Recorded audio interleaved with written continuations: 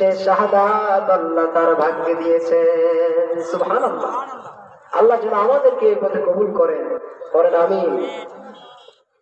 এরপরে আল্লাহ পাক বলেন, আমাকে কেউ যদি ভয় করে চলে আমি তার সম্মান মর্যাদা বাড়িয়ে দেব। আজকে যে আলোচনাটা করতেছি শুধু তাকওয়া নিয়ে। আল্লাহ পাক বলেন, ইয়া আইয়ুহাল্লাযীনা আমানু তাকুল্লাহা ওয়াল তানজুর নাফসুম মা কদ্দামাত লিগাদ ওয়াত্তাকুল্লাহা ইন্নাল্লাহা খাবীরুম বিমা তা'মালুন। পড়ুন আল্লাহু আকবার। কোরআনে কারীম আল্লাহ পাক বলেন, হে মুমিনেরা তোমরা আল্লাহকে ভয় করো এবং প্রত্যেকে আগামী কালের জন্য কি পাঠাইছো সেটা ভেবে দেখো। আবার বললেন, আমি আল্লাহকে ভয় করো, তোমরা যা করো সেই সম্পর্কে আল্লাহ অবগত আছেন। আপনারা একটু মনোযোগ দিয়ে শোনেন। আল্লাহ পাক একই কথা এক আয়াতের ভিতরে বললেন, তোমরা আল্লাহকে ভয় করো, একটি আয়াতে দুইবার বললেন। আর বললেন, আগামীকাল তোমরা কি আমলনামা পাঠাবে আল্লাহর কাছে সেটা ভেবে দেখো। এই আগামীকাল অর্থ বলতে বোঝানো হয়েছে, তাফসীরে তাফসীরুল কোরআনে পেয়েছি, আগামীকাল অর্থ হচ্ছে আখিরাত। আর দুনিয়ার গোটা জীবনটা হলো আজ। আর এই আয়াতের ভিতরে যে বলা হয়েছে আগামীকালের জন্য সে কি পাঠাইছে একটু চিন্তা করে দেখুন। এখন একটু মনোযোগ দিয়ে শোনেন। এই ক্ষণস্থায়ী দুনিয়ার আনন্দ উপভোগের জন্য কেউ যদি সারাটা জীবন ব্যয় করে আর আখিরাতের জন্য যদি কিছু না রাখে, সারাটা জীবন শুধু দুনিয়ার পিছনে ব্যয় করলো, আখিরাতের জন্য সে কিছু রাখলো না। অর্থাৎ দুনিয়াতে আপনি ক্ষুধা নিবারণের জন্য যা কিছু ছিল, মাথা গুজাবার জন্য যে জায়গাটুকু ছিল, এটা আজকে ব্যয় করলেন, কিন্তু কাল কি করবে এই ব্যাপারে চিন্তা করলেন না। তাফসীরে তাফসীরুল কোরআনে বলা হয়েছে, এর মতো বোকার কেউ নাই। আপনার ঘরে 1 কেজি চাল আছে, এই 1 কেজি চাল আপনার সম্বল, কিন্তু আগামীকাল ওই 1 কেজি দিয়ে আপনাকে খাইতে হবে। কিন্তু আপনি 1 কেজি আজকে খেলেন, আগামীকাল কি খাবেন এর চিন্তা করলেন না। তাহলে বলেন তো এই লোকের মতো বোকার কেউ আছে? 1 কেজি আপনার সম্বল, 1 কেজি আপনাকে অন্তত হাফ কেজি রাখতে হবে, আর হাফ কেজি কালকের জন্য আপনাকে রাখতে হবে। 1 কেজি আপনি আজকে খেলেন, কাল কি খাবেন?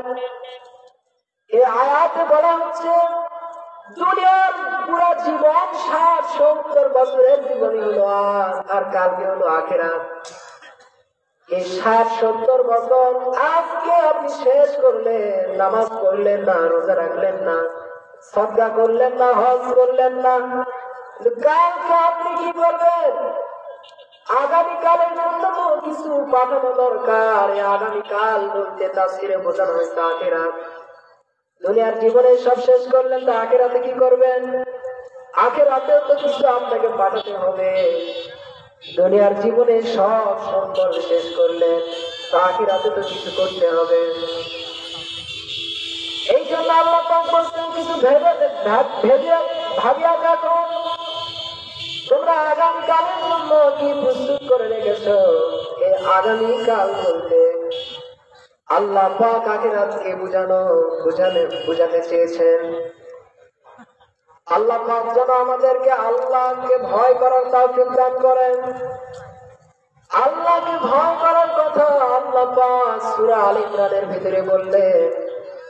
কোরআনে কারীমে আল্লাহ পাক কোট করেছেন, ইয়া আইয়ুহাল্লাযীনা আমানু তাকুল্লাহা হাক্কা তুকাতিহি ولا تموتن إلا وأنتم مسلمون পড়েন আল্লাহু আকবার।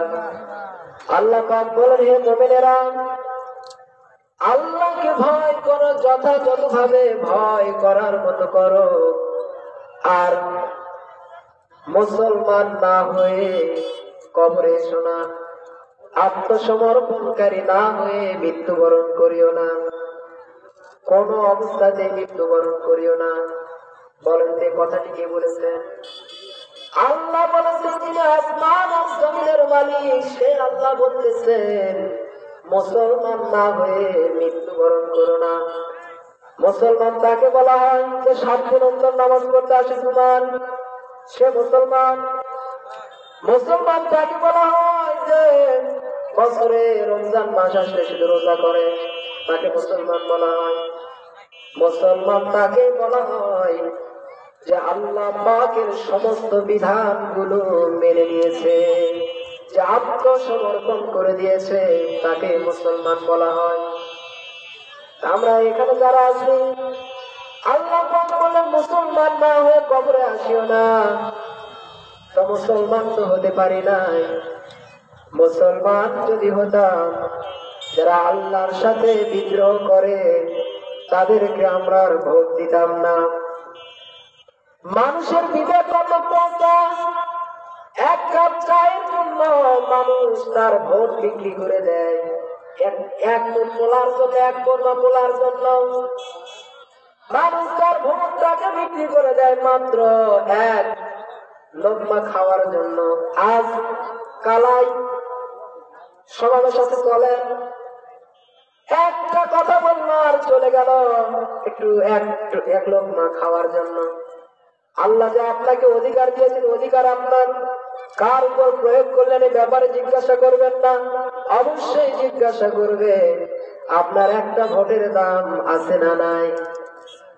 এই যে দ্বাদশ জাতীয় সংসদ নির্বাচন, মানুষ জানে কাকে ভোট দিলে দেশের কল্যাণ হবে, কোন মানুষটা ভালো, এটা কিন্তু মানুষেরা জানে।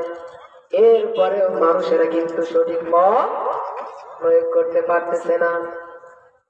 আজকে যদি একটু কথা বলবে, এই ছোট ছেলে কি বলতো কিছু বুঝে না, তবে কোরআন থেকে একটু কথা বলি। কোরআন অনুযায়ী কথা বলা আছে। আল্লাহ পাক বলেন, যারা রাজত্ব করে, আজকে যারা জুলুম করতেছে, আমার এরকম একটা চেয়ার আছে, আমি যেদিন ধরবো সেদিন আর ছাড়বো না।